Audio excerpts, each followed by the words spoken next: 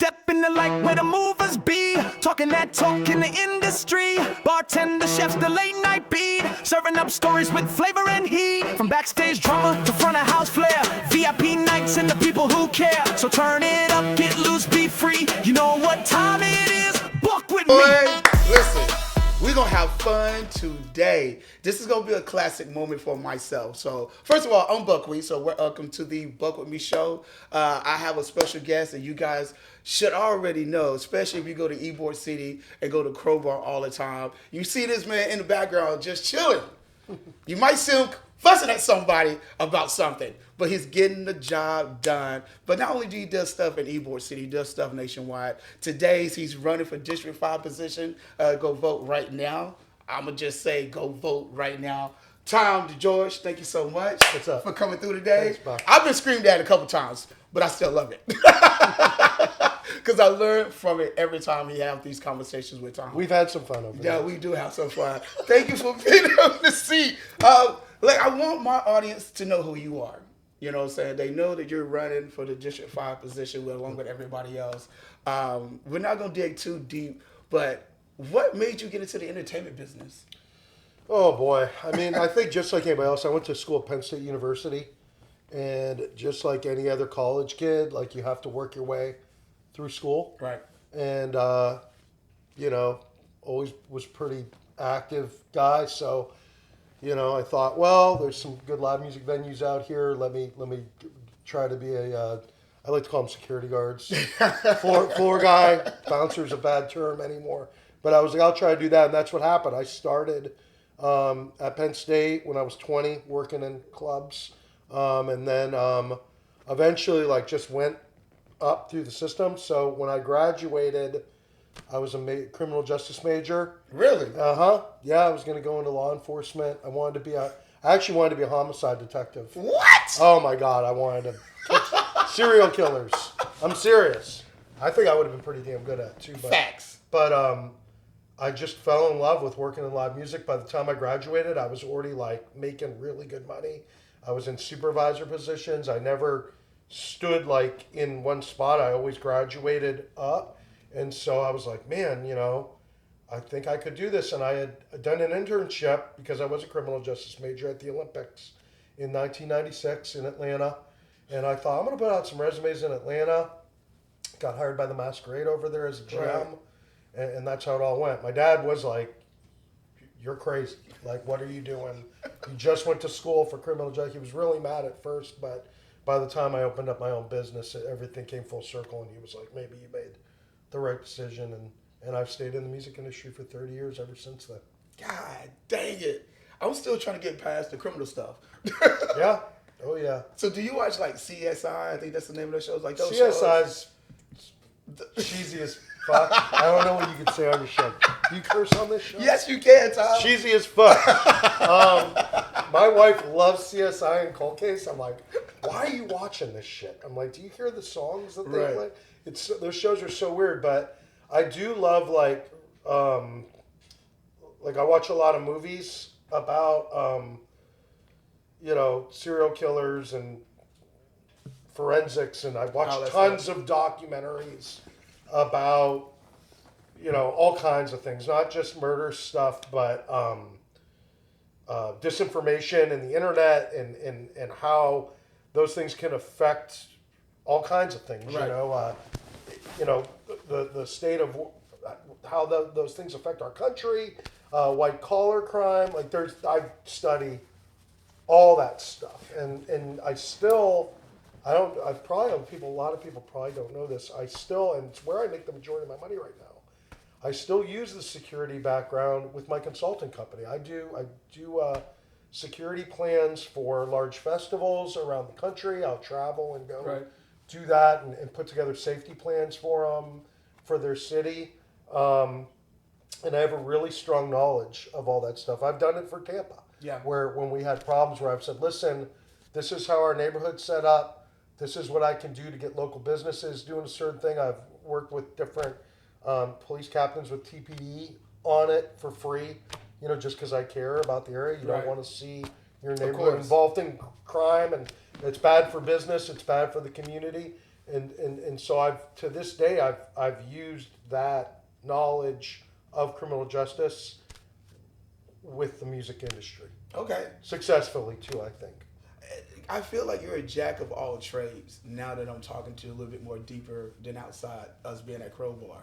Because the thing is, I know you've had your hands in Ybor City with a lot of stuff, especially when COVID happened. Like I think to me, you was the only person that was trying to like get things rolling after COVID. How was that whole process? I mean, I think that people just, because Crowbar has been such a staple Right. of the live music community out here, I think that's just the first thing people always think of, but yeah, during the pandemic, I was, working with the National Independent Venue Association that formed out of that pandemic. I was representing our entire state. I was also advocating for things locally here, but I was working very heavily on the federal level, Right. to get that Save Our Stages Yeah. grant passed. We got $900 million for the state of Florida, which I did not know. yes, That's how much. $900 million, Wow. and the grant itself was $16 billion, and it's one of my proudest accomplishments. As it should be. I worked hard. Yeah, I know you And did. I think that, I think the other thing people don't understand, and there was about 40 of us doing that work around the country, is that we were scared to death. None of us knew what was going to happen with our businesses. You weren't going anywhere.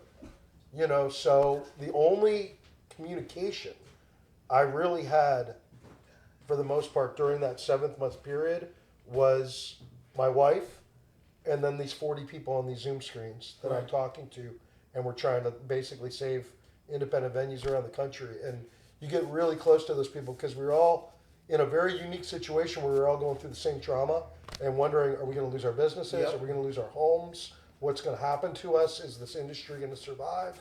Is everything going to go to large corporations and development? Like, it was really scary, but we never stopped working. No, you didn't. And then locally, I was also, I don't want to say beaten up on, but very vocal locally with our city government, with our county, saying, what are you doing to help us? Like, I'm going to fight as hard as I can, no matter what, to secure this federal funding, but what are we doing locally to save our local businesses? Right. Where is the support? Why are we telling places they can't open and still making them pay all their bills? What are the answers here? And I think that there's a big difference between, and sometimes you have to do both, but pointing fingers at somebody You got to. and just asking a lot of questions. And sometimes people don't like it when you ask a lot of questions, but if you want to get to the answer or the real root of a problem and find the solution, you need people that are willing to ask questions and ask other people to ask those questions. Because a lot of the times, what's put in front of us isn't necessarily, exactly why something's happening. Right. Let me ask you something. You was definitely the person that was up front when it was coming to Save the Stage. Who were some of the other people that was actually working with you during that whole campaign? I mean, I'll tell you, there was tons of local support from a lot of the artists and the fans themselves. Like, Right. I think, like, off camera, we were talking a lot about my social media and Yeah. stuff. My social media wasn't like that until Save Our Stages. Like, once I became that advocate for the state, I got tons of followers. And when I say followers, you have people that have followers, and then you have people that like watch everything you post. Yeah. And when you post it, so I got a lot of people that would tell me, I wait for your posts, or when I see your post, it lets me know there's something I need to do, or even just I'm depressed and I look for your posts because they inspire me. And it made me realize that there was a lot of strength there. So I had a lot of that, and then I also had, the different area businesses that were also struggling, independent promoters, but also, there was venues all over the state that I was in communication with all the time. Not just our small rooms. Like, I would say,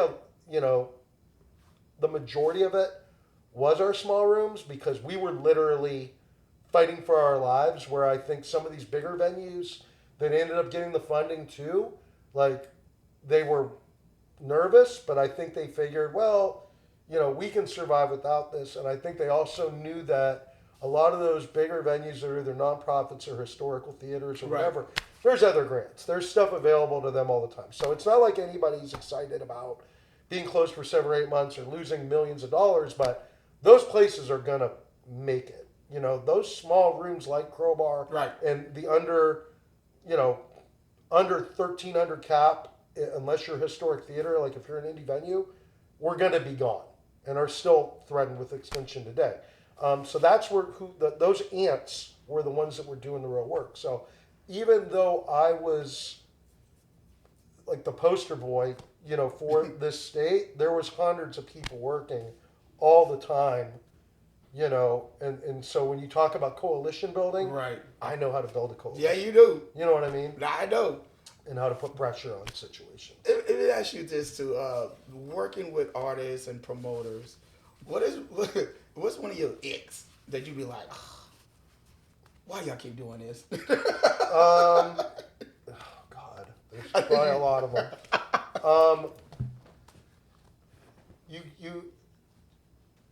I hate being that guy that like tells bands how to. I mean, I manage some bands myself, and so I don't want to come off like a jerk to people. But you gotta like, I'll get, and this isn't even for like the younger bands because some people just don't know. But there's bands that you get messages in all different spots. It's like you'll text me, hey, you got this date available, through a text or Facebook Messenger or Instagram. And then I'm getting 300 emails a day. And I just keep telling people like, yo, just email me. Like, email me, because if I can keep it in one centralized location, I can get to it. Like, but if you're sending me a text and I'm doing all these other things, I'm not going to remember that text. Like, I'm not ignoring you, but it's got to go to a place where I can at least compartmentalize it. Like with my email, I have a Detour folder, I have a Neva folder, I have a Crowbar folder, and then if I can't get to them, I'll mark them or move them that folder or whatever, and then I check my email multiple times a day. So if they're all in one centralized location, it makes it really easy. You get, like I said, just random messages, 2-3 o'clock in the morning.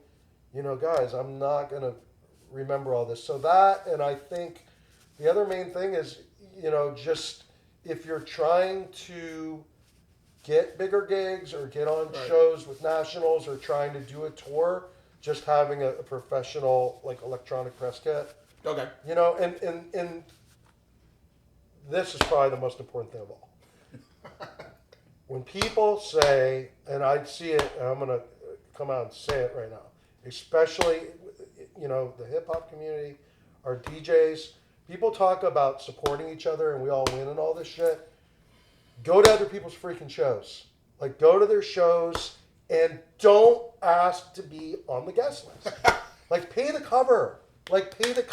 And I'm not even talking about that for the venue. Because, man, I'll do a hip-hop show and we got 60 people on the guest list.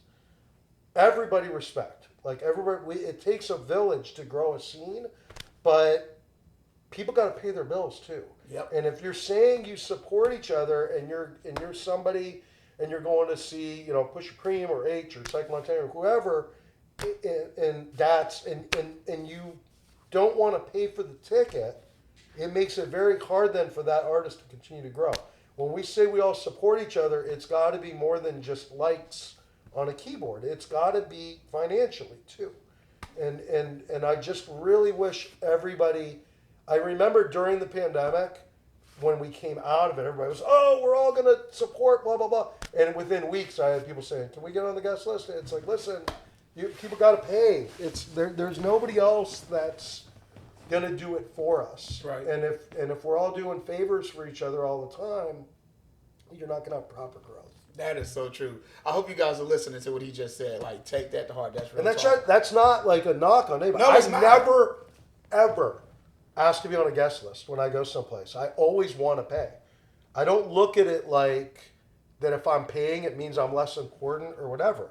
I want to support. Like I don't want to go to a restaurant and you gave me a free meal. I want to buy my meal Right. at your restaurant. You know, I want to, you know, go to La France and pay for everything I purchased there to wear. You know, it's if it's a large company that's got a lot of money and they want to do something nice for me, so be it. But we got to support our locals. Like we have to support our locals. I agree.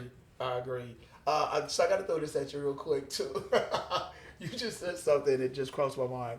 How the hell do you balance family and business with the club, with the crowbar, and then with everything else you got going on? You got to make a lot of sacrifices. You know, I think, like we talked about earlier, I left home from Erie, Pennsylvania when I was 20.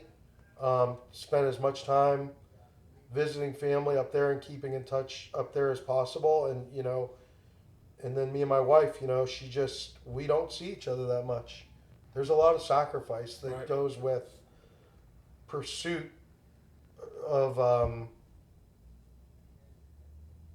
wanting to achieve. Right. You know, I've mentioned it to somebody. It was actually in a post the other day, and I said, you know, as I've gotten older, and I think a lot of that comes with, I've always had a drive about me, but I think earlier on in my life, my drive was, I'm going to kick some fucking ass and I will stomp a mud hole in anybody that gets in my way. You know what I mean? Like I just wanted to achieve. And then I think that when the Save Our Sages thing happened, like at that moment, there was something that completely flipped in my brain. Right. Because I remember getting a phone call from somebody about, hey, you know, we're not quite sure what we're going to do. There's this organization that's forming because of the National Independent Venue Association. They're looking for people in every state. And I just got on a call. There was literally like 14 people involved with the organization at that time. And somebody else here in Florida said, I wouldn't be able to do it, but I think you would be a good person. I threw your name out there. And I remember thinking like, well, what the fuck am I going to do? How can I help these other people? And we got these problems here. Like I got to focus here. And I got on one phone call with a dear friend now. His name is Chris Cobb. He's over in Nashville. And just started explaining like, this is what we're trying to do. And literally, like a switch went off in my brain where I realized, like, we're not each other's competition. Like, if the clubs in Nashville close, right, and clubs in Georgia close, and we don't have the venues that we need in Atlanta and North Carolina and South Carolina, then by default, nobody can get to Tampa. Like, and Crowbar's going to die no matter what. Like, if I just take care of myself, we're going to die. And I immediately realized then that the industry as a whole needs better cross-pollination, and that I shouldn't worry if the Orpheum gets a show that I didn't get or anything like that, right, because the more we all do, the better things are going to be for all of us. Like, if I don't get this one, it's not going to be in the world because I'll get the next one. Exactly. As long as it's still alive and it's coming. And so at that point, I think the drive remained the same, but it was the drive to lead and try to help as many other people as possible in doing that. And instead of trying to run people over, like that really fell deeply into the whole of the rising tide lifts all ships. Yeah. And telling people, like, I'm going to really work hard, but you can work hard too. And if I see that you can't keep up, I will give you a hand up and try to help you. Or like continuing to take on the responsibility of being a leader in NEVA and being our state captain and being our Southeast president and making myself available. So when a venue calls and says, I'm having this problem in Orlando or in Atlanta or whatever, that I have no problem giving them my fire or my intellectual property, or my passion, right, backing them, writing an email letter to their city legislators or their state legislators to explain to them why it's important that they should be helping them instead of trying to hinder them. Like that all changed during Save Our Stages, where I realized, like, I can not only accomplish everything I want to, but be remembered in a greater way if I spread that. out to as many people as I can. And since then, I've never felt threatened by anybody, you know? I love it. I mean, it really did. That whole thing, I don't think people understand. I don't know. Not everybody during the pandemic was affected in the same way. You know what I everyone's mean? affected differently. For us, being a small business owner and being in that industry, and literally for the first time in our lives having no control of anything and really having to just fight for everything and having just no idea how this was going to work out. Right. You really, it was very, there was a lot of reflection there and a lot of thought. And so coming out of it, it really changed the way I looked at a lot of things. Okay. So listen, let's take a quick break real quick. We're going to get into him running for District 5 in Ybor City, in Tampa, and Seminole Heights. If you're in District 5, you know what I'm talking about. Let's take a quick break.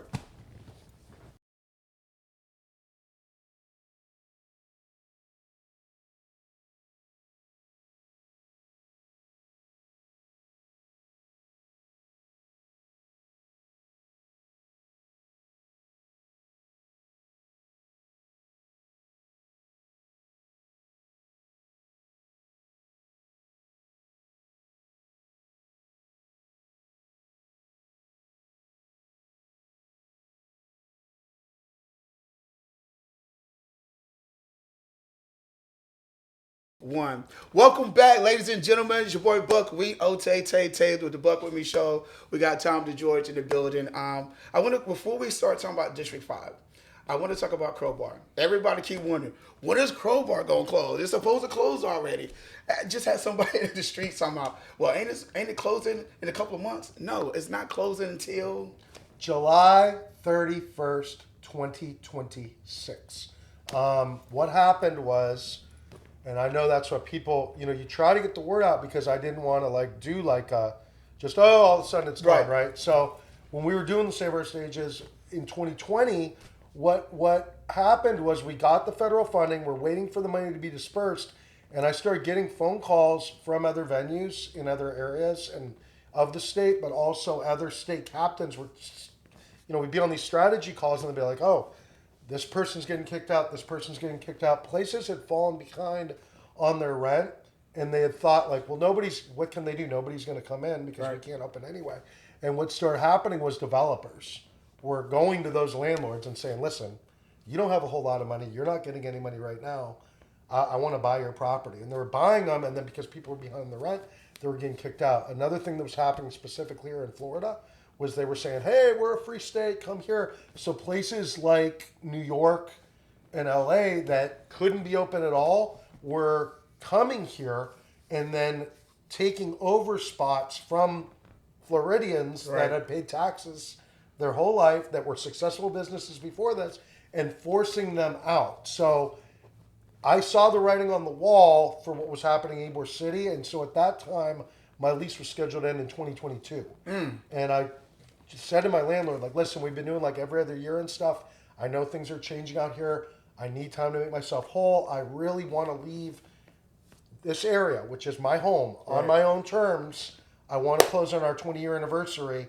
And Ron and I have had a great relationship, but the district's changing. And so luckily we were able to work out an agreement at that time to prorate the rent so I could leave on the 20-year anniversary. Because we opened 2006, and we'll close once again July 31st, 2026. Okay, there it is, ladies and gentlemen. Y'all been asking. We went as long as we could. No, you and did. It's a nice round number. 20 years. I use the Tom Brady analogy. If I could have stayed 21 years or 22 years, what's better than calling your shot and closing on your 20-year anniversary? I don't need to I'm going to try one more year. No. And then just, So I'd rather call the shot, line up as many awesome events as we can. Till then, I've told people it's not the longest funeral; it's supposed to be the longest celebration. So we need to make the most of it.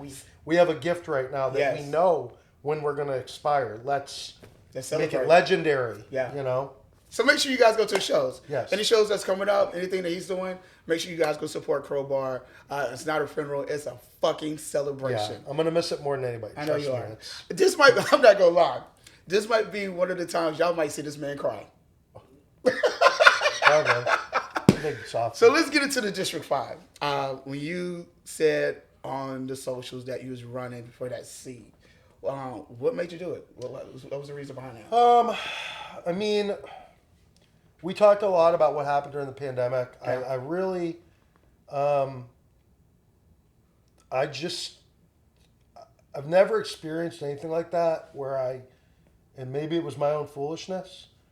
You know, there was a lot of times that, you know, as an independent operator, that you don't feel like you're getting the support you need, but at the same time, there is some trust there with your city. And, you know, like I said, a lot of things during that time really flipped in my brain. I think my empathy level grew exponentially, where I'd see things and go, that's not right. You know, that's just not right. And you know, it puts everything under a microscope, you know, and for years, people have asked me to run for local office. Right. I've been very vocal with Yes. our city many, many times. You know, it's public record. You could look at how many times I've gone up in front of city council and talked to them when there were situations that I felt were unjust. A lot during that time frame, but also a lot before that, Yes. when there'd be decisions with Ybor City. But like I said, I feel like up until that point, it was all like really centralized with Ybor, where a lot of things grew out from that, you know, and became more, you know, I just hear about different people and start to ask people more like, hey, how are you doing? You okay? What's going on? You know, you get into more of a leadership position and you feel like you're obligated to check on people more. Right. And I just know that on a regular basis, you know, I've said this on the campaign trail too and at forums, that out of all the people running, I bet you I talk to more people than anybody. I'm around hundreds of people every single week. My customers talk to me. And when I ask people, how are you doing? Most everybody I talk to is struggling. You know, Right. they say, man, it's hard, man. But thank God for the music. Thank God for the music. And I just thought about it. I was like, you know, I don't know if we have enough people in our local government that have really felt the burn. You know, that have really sat there day in and day out and been like, am I going to be okay? Can I make the rent this month? Am I going to, you know, my kid's going to get they're going to be okay getting back and forth to school. Right. Because nobody's fixing the sidewalks. You know, or am I going to be able to afford rent? Is my landlord going to jack my rent up because we don't have enough tenants' rights here? You know, am I going to be able to afford to live in Tampa anymore? We got a lot of employees that have to travel from outside Tampa city limits just to try to work in Tampa because they can't afford to live here anymore. And so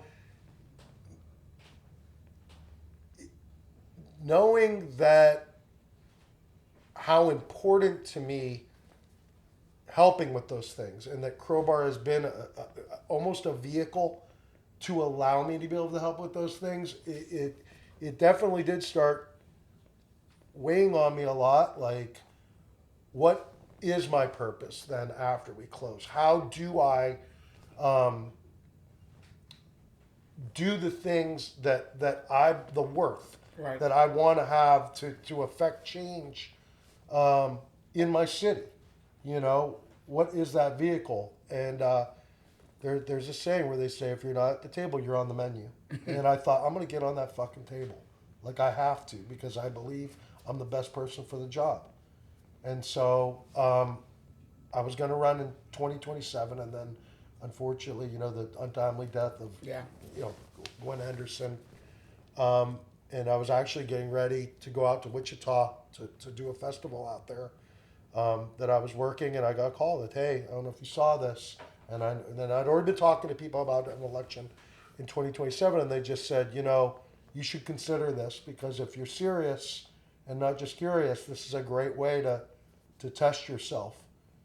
And I've been horrible about turning down challenges in my life, which is why I'm always so busy. Because somebody says, do you think you can do this? And my first instinct is, I don't know, but let's find out. You know, and so I had talked to my wife a little bit, and a very other small group of important people that I wanted to talk to, and then said, yeah, let's just fucking do this shit. Let's see what we can do. I love your picture, by the way. Thanks. Listen, it's one thing to see you working at Crowbar, but to see you the blazer on and the cowboy hat, I was like, Yeah. that's a good look. I love my cowboy hats. How many you got? I've got 3 Okay. that are like, one I have at the bar all the time, and I almost always put it on at the very end of the night after we're done. It's kind of like, all right, celebrate. We got through another one. And then there's another one that's in my office that I pull out sometimes, and I have a really, really, really nice one that my friends in Wichita got me made, especially at Hatman Jack's. He's in Wichita. He's a famous hat maker. He's made hats for all kinds of famous country artists and a lot of the different cowboys in the movies like Tombstone and Unforgiven and stuff. Oh, nice. And when we got done with the festival out there, it was one of the nicest things anybody's ever done for me. They surprised me and took me over there. He was closed. It was Father's Day. Right. And I said, what are we doing here? This place is closed. They said, no, it's not. And we went in, and he was in there, and he specially designed the hat for me that's in that picture. Awesome. And that was for my friends Am and Jesse Harkey. There it Thank you is. so much. There it is. And that hat sits in a box at my house, and I only pull it out for really special occasions. Oh man, Tom, you have e-board downtown Tampa,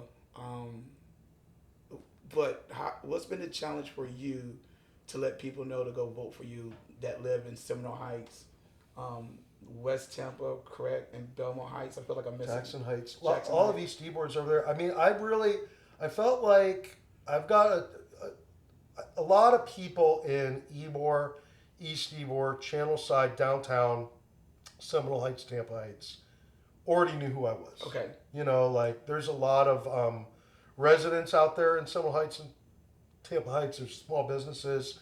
I already knew I was going to have strong support out there. And if you go through the neighborhoods in Seminole Heights and Tampa Heights, a lot of my signs are out there. I think for me, I wanted to, it's like you gotta have balance. It was like, I don't want to forget about the people that already know me, because I don't want to look like, Oh, I'm you not gonna already take know care me of them. already. Yeah, exactly. But I definitely wanted to get out to the other areas like Jackson Heights, Belmont Heights, Sulphur Springs. Okay. These other areas where they maybe have heard of me but didn't meet me personally or don't know me at all, because there's, you know, if you really want to serve the whole district, you've got to build trust. So it was like, how do I get out and meet all these people on as much of an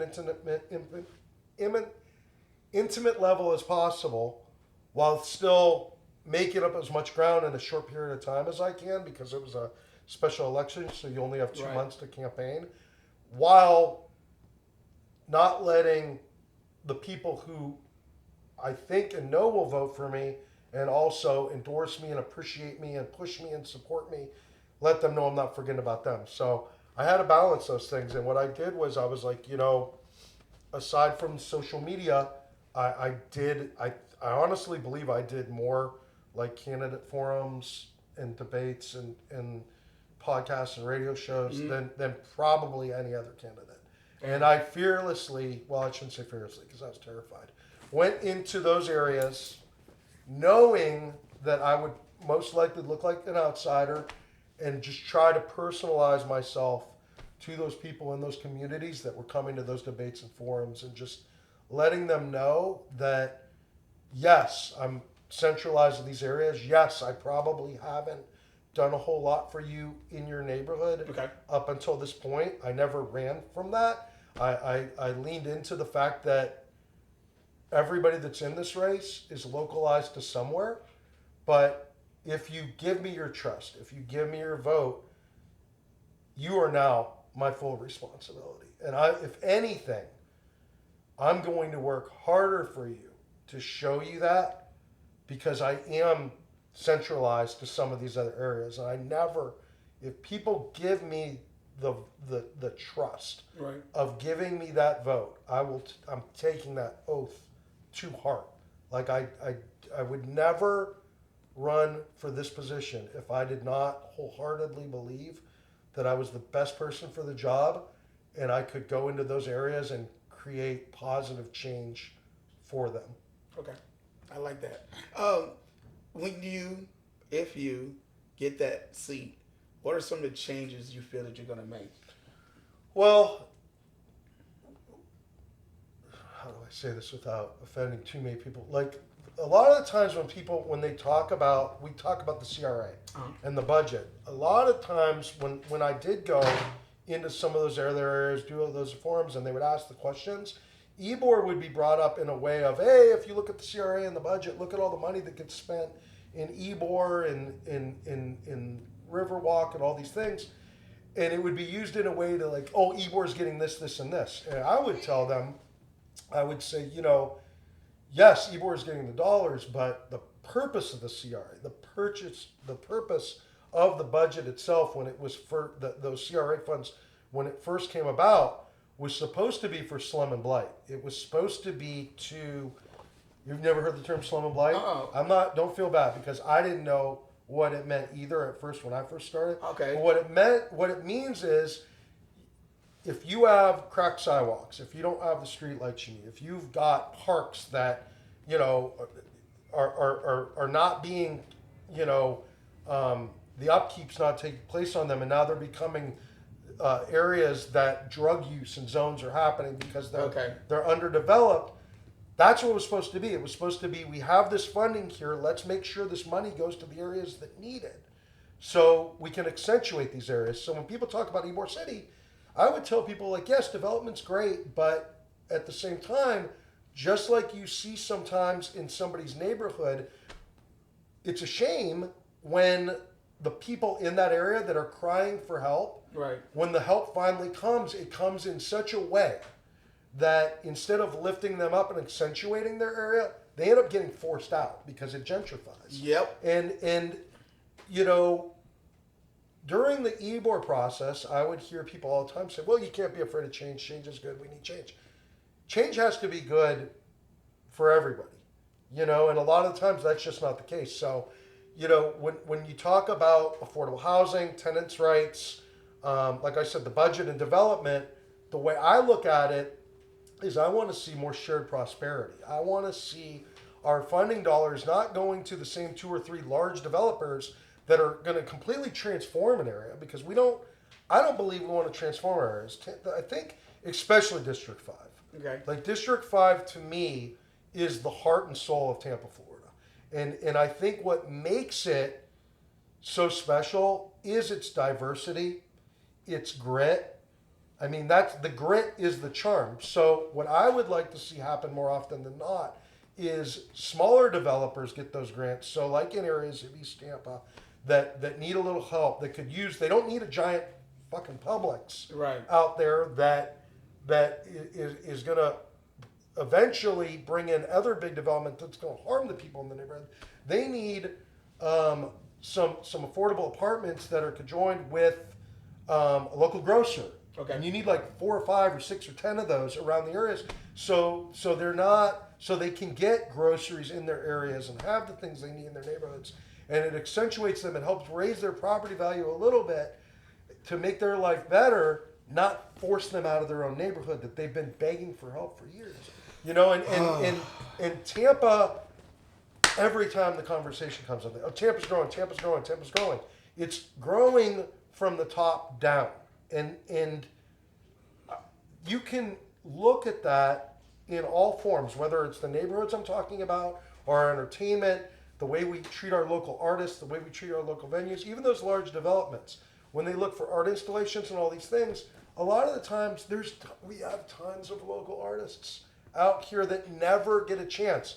If they do go local, they use, a lot of times, same people, they do some stupid contest, or they hire a large corporation that's outside of Tampa Right. to say, hey, we want to do this, can you help us? Let's rely on our local people that are here because, like they said, let's let the rose grow from the concrete. Yep. You know what I mean? Like, Tampa is beautiful in and of itself if we just accentuate the good that we already have here. And those are the kind of conversations that I want to bring to the table. Because I think that there are people in our local government that feel that way, but they're afraid they're going to get shouted down because we don't have enough of it yet. But I feel like there's an uprising right now of more people that want that. I'm glad you said that because I think when people look at you, they're thinking about the entertainment aspect of it. But you bringing about the affordable housing, I think that's a great situation because people need to understand that too, and especially with the parks. Like we have some dope situations in Tampa, and you're completely right. Like gentrified is the heart of Tampa. Right. I would say the heart of Tampa, St. Pete, and Clearwater. And I might be bragging when I say that, but honestly, like we all go to Ybor City, even not just at nighttime, during the daytime. Like I love going to Ybor City in Channelside during the daytime because it's just a different vibe and it's a different type of people. I was talking with Jody Acunto, who does the Rock the Park. Yeah. You know, I was at Rock the Park last night, 15-year anniversary, and I gotta say, I didn't see any other elected officials there. I didn't see anybody that was running, and I'm out there amongst the community. It's the 15-year anniversary of this thing. They've done so much good there downtown, and all I could keep on thinking about, I brought it up on the trail too, is man, we got parks like this in different neighborhoods, like all around the city. Yeah. That are just band shells that they just need a little help, that are underutilized, that we could bring so much vibrance into neighborhoods if people like me and Joe and other locals in our industry. I mean, I can't tell you how many different people I work with that I even think, aside from the city funding, if I said I want to try to spearhead this project out in Belmont Heights or Jackson Heights or some of those Robles Park, any of those areas where I think I could get people involved, Right. you know, and really make a big difference. And I've just full disclosure too, I've already said too, I've challenged everybody that's running to say like, listen, we keep saying that this is going to take an army to really represent District 5. I give my word right now. Win or lose, like if I lose, I will be an open resource. And when I say resource, I mean my intellectual property, my relationships, the people I work with. I will be a person for that person in that seat. As an outsider, which I don't feel like as a local business owner, you should ever feel like an outsider. Right. But as an outsider, for people that are saying, well, why haven't you done it yet if you could do it? I've offered my city over and over again where I have said, I want to help.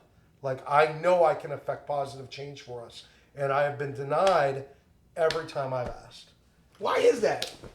I've seen you post stuff like this on Facebook all the time. Our city government has it's hard to break into it. It's hard to get into it. Are they gatekeeping? Gatekeeping is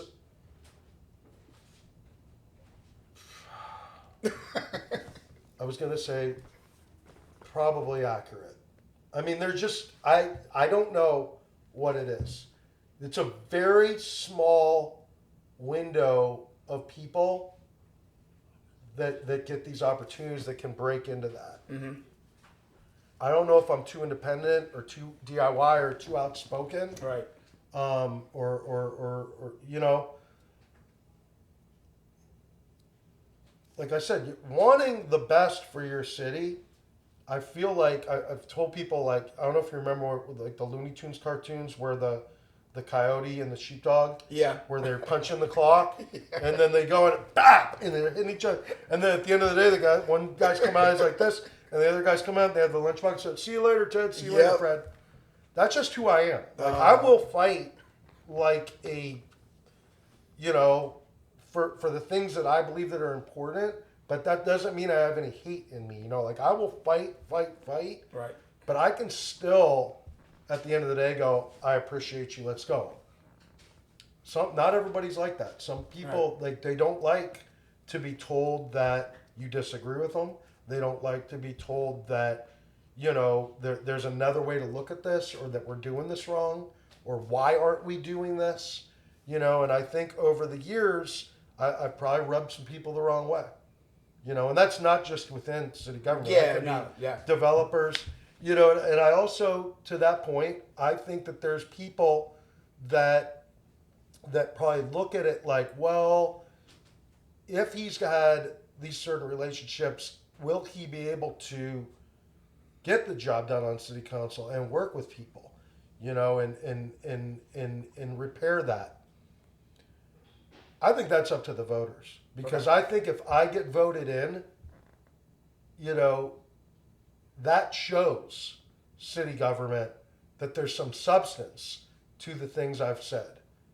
You know, if the people elect you because they've listened to the things you say and they agree, I think it's a great step forward to healing that stuff and being able to say, like, listen, I know you didn't like some of the things I said, but let's take the truths from that and let's work together to try to make some positive change around the city. I like that. All right. So listen, I need you to look into that camera. I need you to let people know why you need to have that District 5 seat.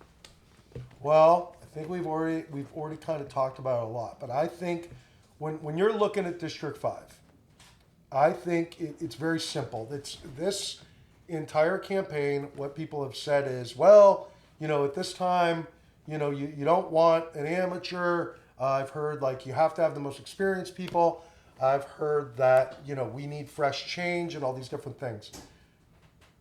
Let's be real about this, okay? The job of city council is to oversee the budget, to look at land use, but the main thing is you're going to fight for your constituents. My job is to the people that elect me and to making sure that your voices are heard. So just like when we have the one-on-one conversations and you're telling me you're struggling, it should be my job to vocalize that in a way that city government understands the true struggles that you're having. And I think when we talk about expertise and everything, if you go to DeGeorgeforTampa.com or you just look up some of the things about me from over the years, no one can ever say that I haven't been one of the fiercest advocates that's ever lived in this city. And if you just look at the things I've accomplished, you can see that I don't quit. Like, I'm that water that keeps busting through the bricks of the dam until you get through and until you achieve the goals. And so once again, if you're gonna vote, if you live in District 5, and vote, please vote, no matter what. But I think the most important question that you have to ask yourself is, who's gonna fight for me the hardest, and who's talking to talk, and who's talking to action. And I'm talking to action, I'm talking honestly. And that's why I think you should vote for me. And I would be honored to have your vote, for you to give me the trust to have your vote, and I promise I won't let you down. Just like that, ladies and gentlemen. If you can vote, definitely go out and vote. District 5, you live in District 5, go vote. Whoever your choice may be, but you already know who the choice is already. Tom DeGeorge, hold on. Let's go. Thank you so much. Thank you for having me on. Yes, sir. Let's go, let's go, let's go, let's go, let's go.